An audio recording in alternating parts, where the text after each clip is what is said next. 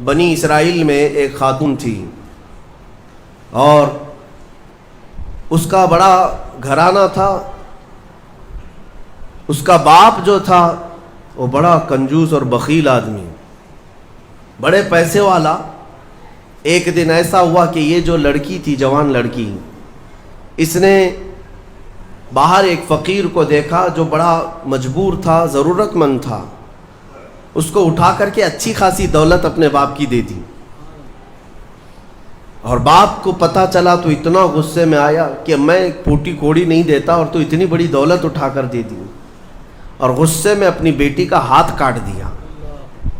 اس کا ہاتھ کٹ گیا. غصے میں تھا باپ، بخیل تھا، ہاتھ کاٹ دیا. بہرحال کٹے ہوئے ہاتھ کے ساتھ وہ رہنے لگی. تھی اللہ رب العزت کی رضا چاہنے والی. کئی دن تک اسی طرح گزر گئے. اب باپ بڑے پیسے والا تھا اس زمانے میں، وہ ہاتھ چھپا کر کے رہی.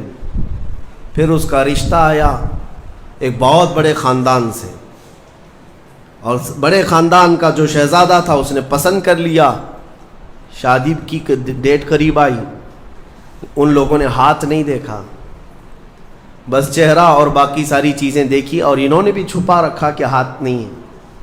کٹے ہوئے ہاتھ کے ساتھ کون شادی کرے گا؟ بہرحال شادی ہو گئی.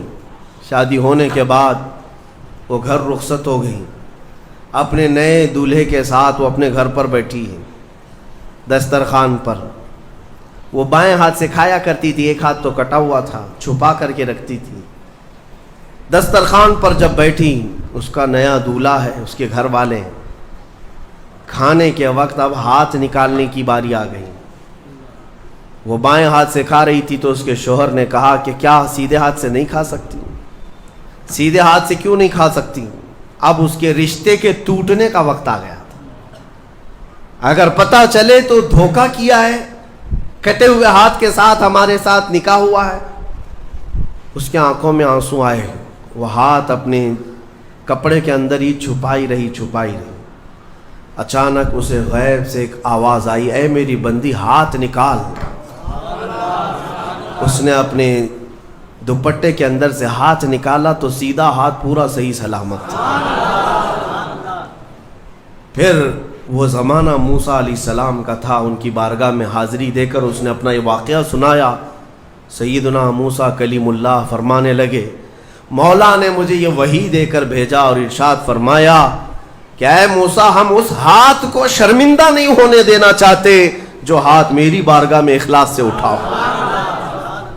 میرے عزیزو، یہ اخلاص کی دولت ہے.